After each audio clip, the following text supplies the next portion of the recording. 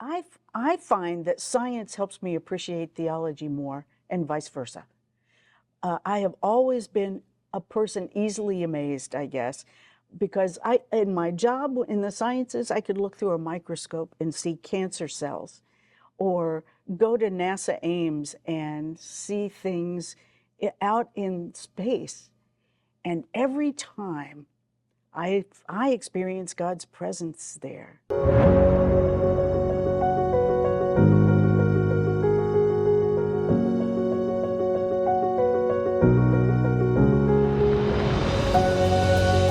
Hi, my name is Adam Hamilton. I'm the senior pastor at the United Methodist Church of the Resurrection in the Kansas City area, and I'm the host of this podcast, Making Sense of Faith. And today, well, you are in for a treat. We are going to have a chance to walk through an exhibit at St. Paul School of Theology. That's one of our 13 United Methodist seminaries in the United States. And this exhibit is a traveling exhibit that has been put together by the Smithsonian Institute. And we are excited that it's here at St. Paul. And you'll have a chance to hear from Dr. Nancy Howell, and she's professor of theology and also of philosophy of religion at St. Paul School of Theology, a friend, and I'm really grateful for her walking us through the exhibit. So you'll have a chance to see, if you're not in Kansas City, if you're watching, you can see what you would see if you experienced it. But for those of you who are just listening to the podcast, we're going to narrate to you and explain to you a little of what you're seeing. And then she and I are going to sit down and talk together about why this exhibit matters, why it's important, and how we think about science and faith, how we think about evolution and the Christian faith. And so I think you're, again, in for a treat today. Thanks for joining me for this podcast. Dr. Howell, it is such a joy to have a chance to spend some time with you today. Thank you. And tell us about this. Where did the idea for this come from, this exhibit? It actually originated with the American Library Association and with the Smithsonian's National Museum of Natural History, particularly in relationship to the Hall of Human Origins, which is where the originals of all this material are located right now. At the Smithsonian in Washington, D.C. Right. That's great. So describe for us, what are we about to see and experience? For those who are listening and can't even see it, what is it that you experience when you walk through this exhibition? You experience what scientists hope we'll learn about evolution. The science of biological evolution, anthropological sorts of evolution, has changed a lot, including helping us discover more about what it means to be humans and about our ancestry in ways that we have often muddled a bit. Yeah. So I love that. Ultimately, the question is, what does it mean to be human? Absolutely. At least that's one of the ultimate questions. Absolutely it. Yeah. Well, let's walk through. You can begin to kind of narrate what we're seeing as we walk in here today. So the exhibit begins here with these skulls. There are interactive kiosks, and one of them lets you play with these skulls digitally. But what I love about this feature of the exhibit is that you can touch and play and move and compare what's happening here. You can look at the brow ridges to see how Homo sapiens differs from Heidelbergensis. You can see the injuries that happen to skulls and probably explain how they may have died. You see changes in size. You see how flat our skulls are now compared to some early species. Yeah, and these species that we're looking at here go back from 2.5 million years ago, Australopithecus, to present Homo sapiens. That's right, only 4,800 years ago. Yeah. And of course, these are all replicas of the real things. You know, the museum, of course, has to protect. Yeah, that's fascinating, though, to have a chance to look at and see and think about human evolution and how not just Homo sapiens, but how across the course of human evolutionary development, we started in one place and we find really a tree of all kinds of options that develop from there. And these are not linear developments. Yeah. What's interesting is that some species lived alongside others in our ancestry, and we are the lone survivors. Yeah, let's. So as you walk through, for people who can't see, we're stepping into a room at St. Paul School of Theology, located at Church of the Resurrection's Leawood location, of panels. 10-foot, 8-foot tall panels with graphics on them that begin asking questions and showing us different of our ancestors. Tell us more about this. Right. This is just the introductory panel, reminding us that the focus is the question, what does it mean to be human? And the exhibit itself focuses on the science and leaves it to us to come to our own conclusions about how we'd answer that question. And I think we as religious people are meaning makers. So we always make meaning out of the things we see. Yeah. So it's interesting. We'll go and walk through here. And, within Christianity today, of course, evolution has been a great controversial issue in the past. There were Christians who were very upset about that idea. There are some today who would reject the idea altogether. I think 37% in the latest Gallup poll of Americans say humans were created just as we are today, within the last 10,000 years, whereas science would say, no, that's not, the vast majority of scientists would say, no, that's not really how it worked. And so these panels are helping us see at least the fossil evidence, or all of the things we find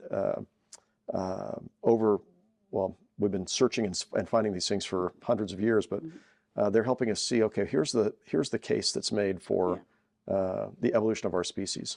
Science can only tell us what they find and how they interpret it. It's up to us to find the religious meaning.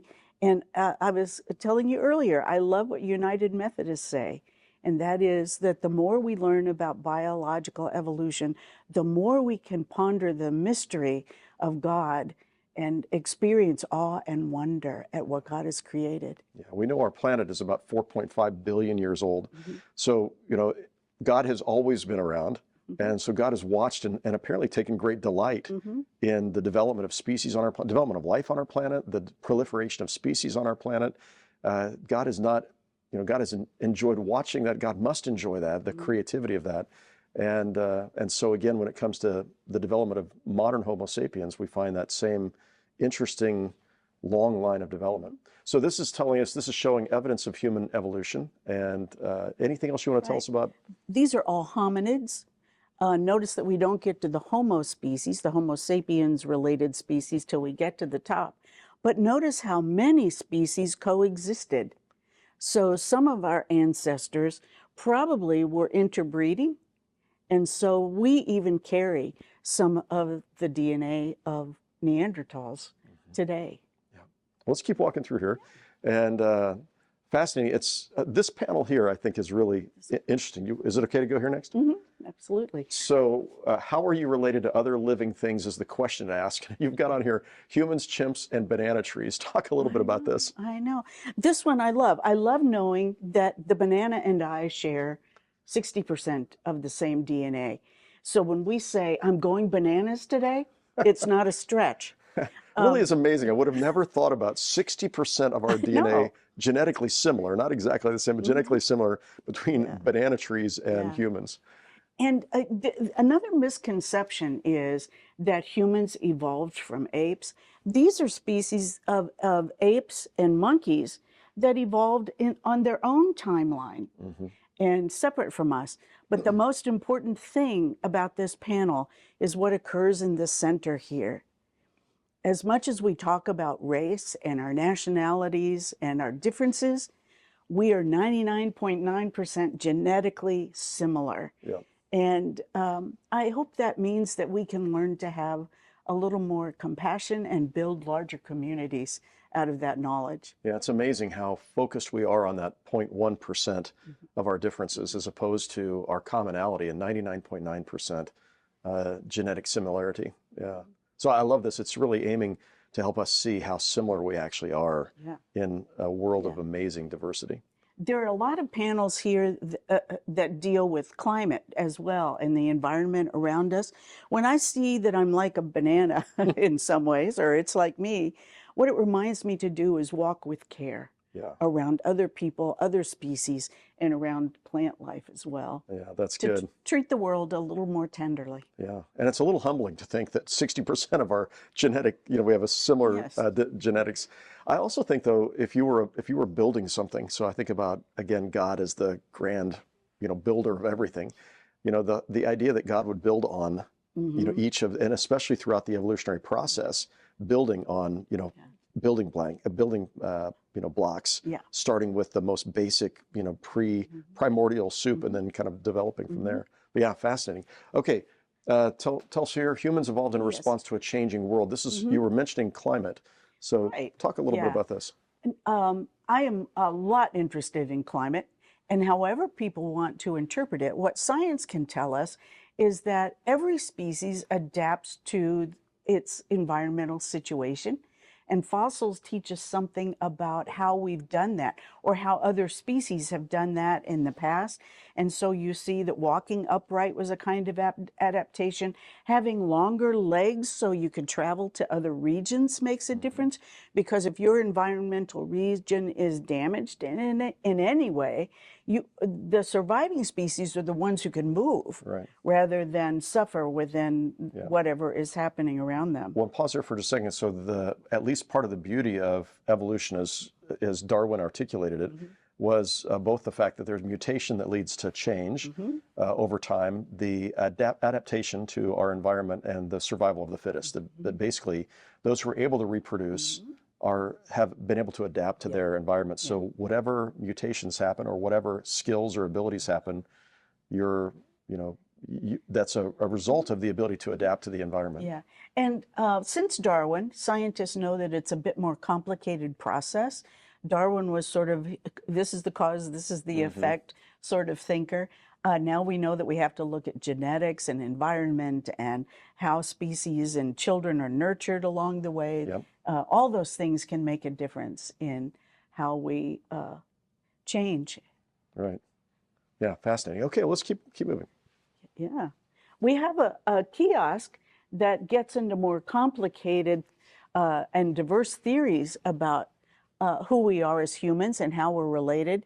But again, to sort of counteract that linear sense that we started with one lower species and somehow had a straight line to who we are today, notice that there are different families of hominids.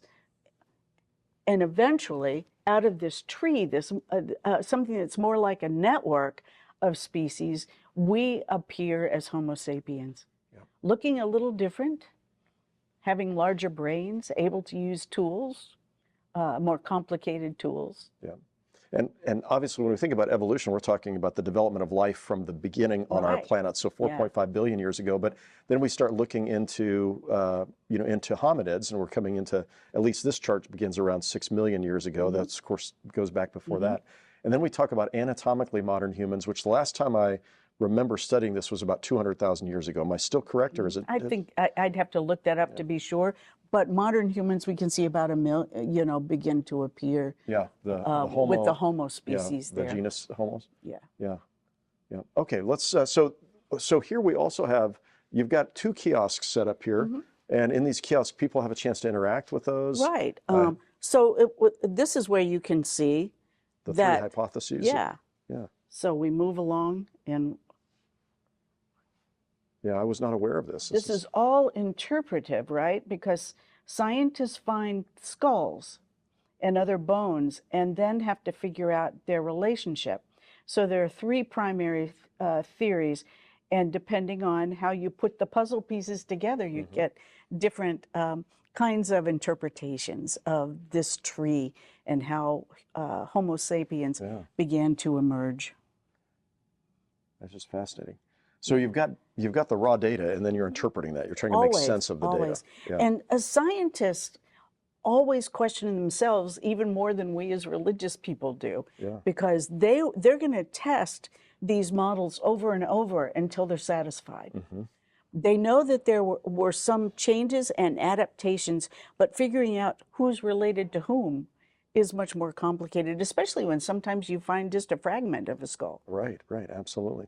All right, so then adapting to diverse climates again. Here's another one about that. So this is a skeleton of an 8 to 9 year old Homo erectus boy, East Africa. And this is actual life size. Hot climate versus cold climate.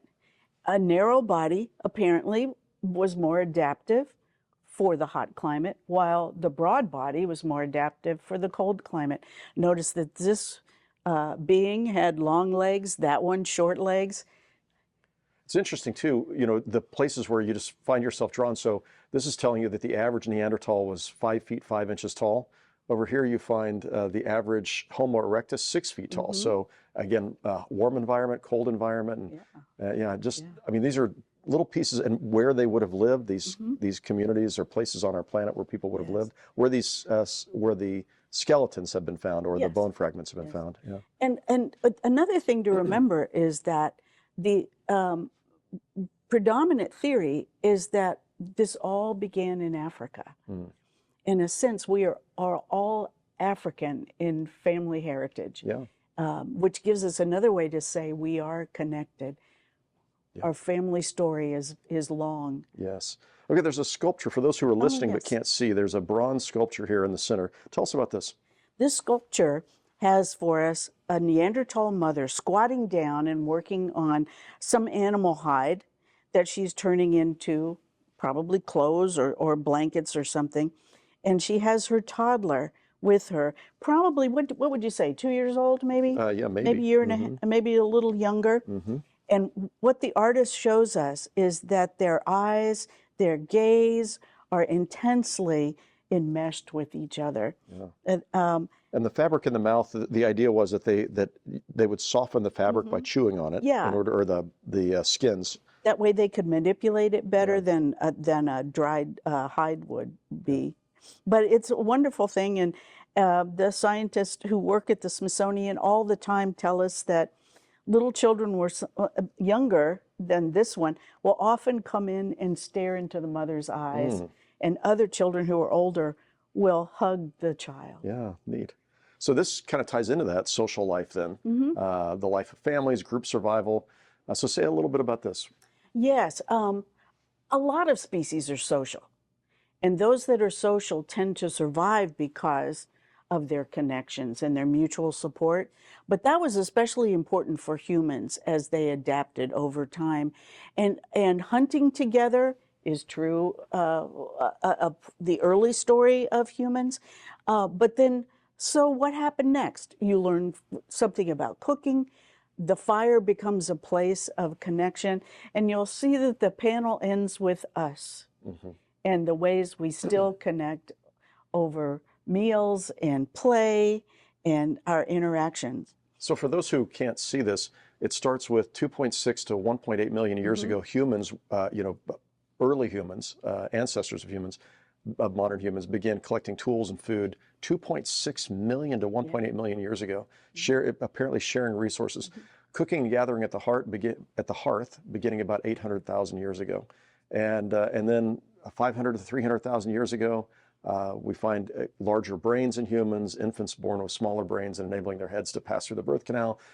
And then finally, like this 130,000 years ago, building social networks that humans began to build these kind of networks together, which we are still obviously doing today.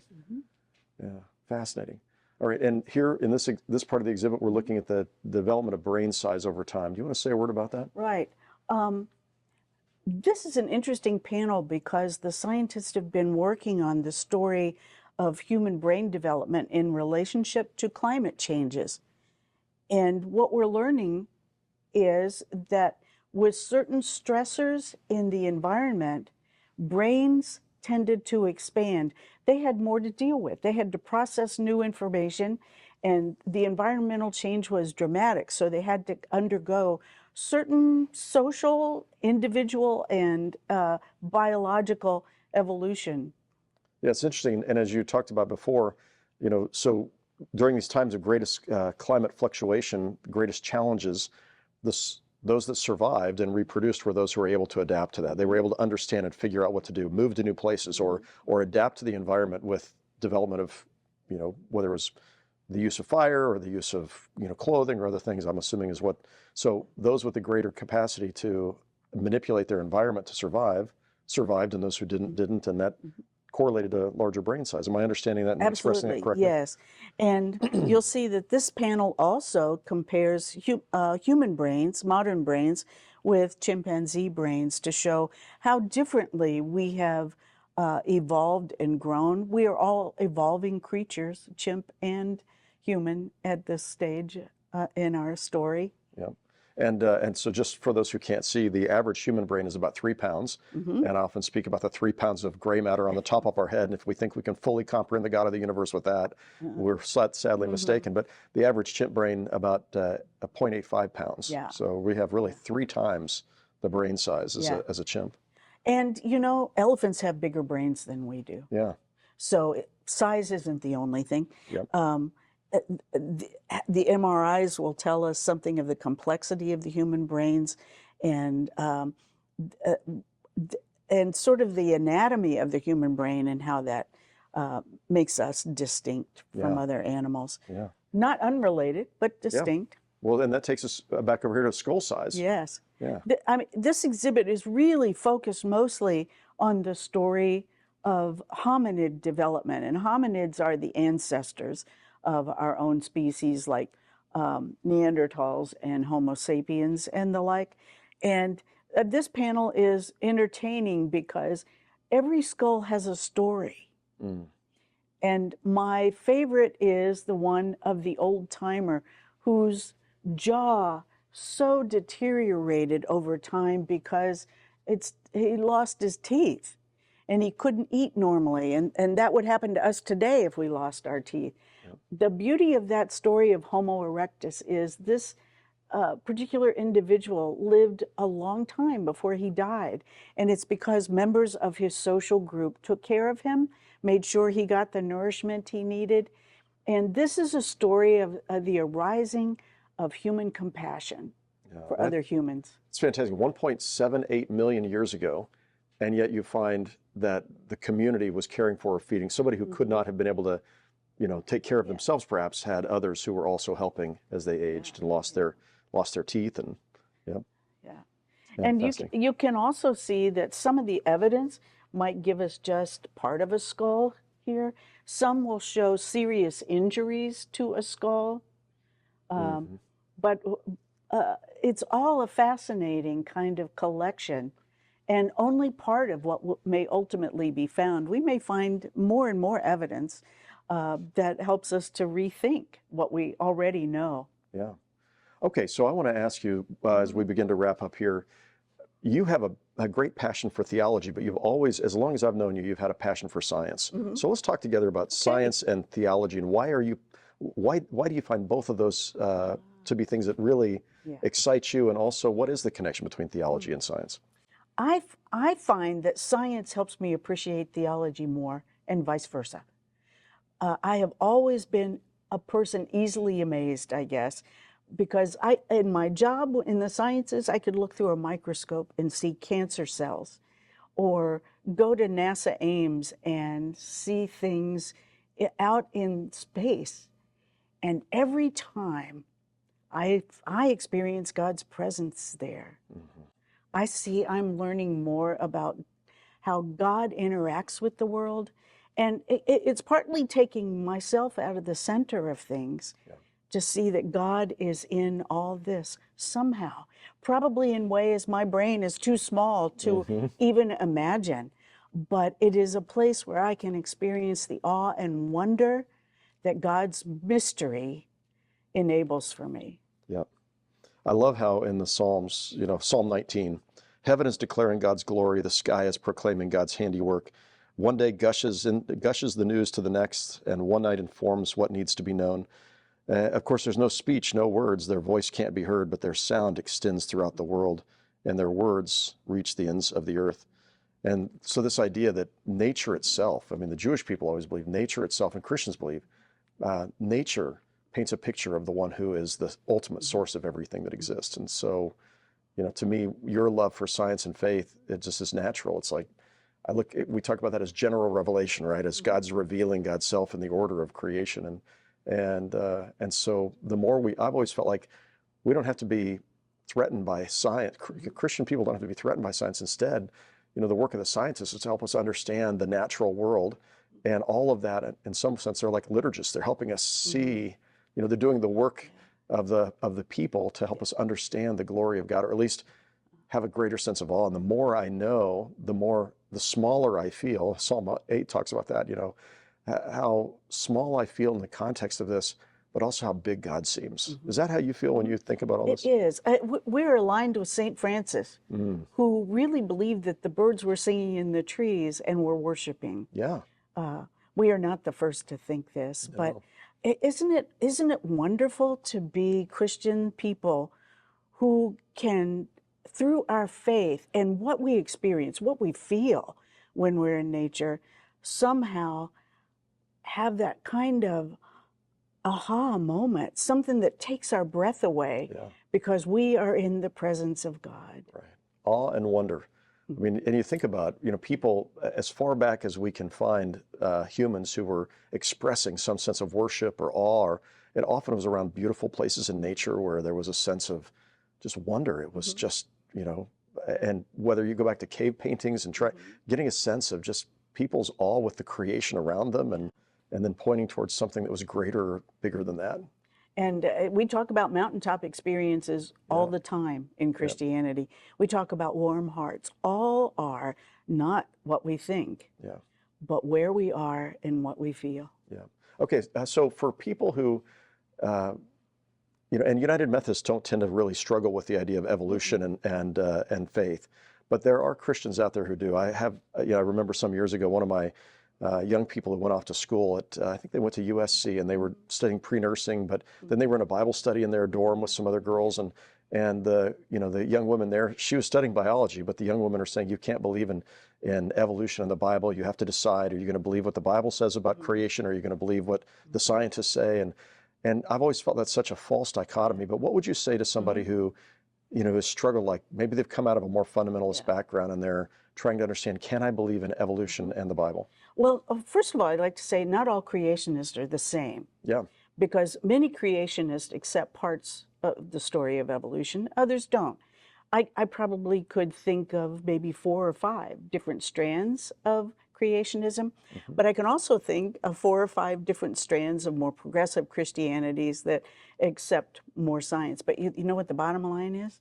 In my view, Christianity's a big tent. Yeah. We are a family. We're not all going to be alike, but we need to learn to have the conversations about how we interpret the things we see in this world and the evidence that science brings and our own experiences in nature and with each other. Yeah. I think about some of the founders of modern fundamentalism coming out of, I think it was Princeton. And, some of them were people who, though they espoused the importance of these fundamentals of faith and were the in essence, fathers of modern fundamentalism, they also embraced evolution. So it's interesting that the idea that came later, several decades later, that you had to choose between these two was just a false dichotomy for those folks as well. Yeah, for most of the history of science and Christianity, there hasn't been a conflict. Right. In fact, they've worked together. Isaac Newton, the discoverer or describer of gravity, did what he did because he believed in God. Right. And believed that the nature was so ordered that you could learn something about God's ways of working in the world. And that's true all along the history until we hit the Scopes trial, really, and that form of Christianity. But it's kind of sad we've left aside our compatibility and instead focused on the conflict. Right. And really, it seems like in the, I would say, the last 600 years, the two places where this came up, I think about the Copernican revolution and the idea of whether the sun, whether the earth was the center of the universe or not, and Galileo and his trial and all that. And the church, which got it wrong by thinking we have to somehow take a literal interpretation of a handful of verses and say, no, everything revolves around the earth.